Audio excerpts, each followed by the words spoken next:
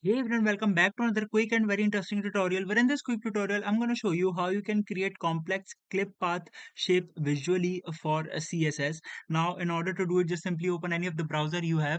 For example, if I open the Google Chrome browser, and here you have to search for Bennett Bennett Feely. Sorry if I pronounce it wrong. Just simply see the right spelling over there and just simply hit enter.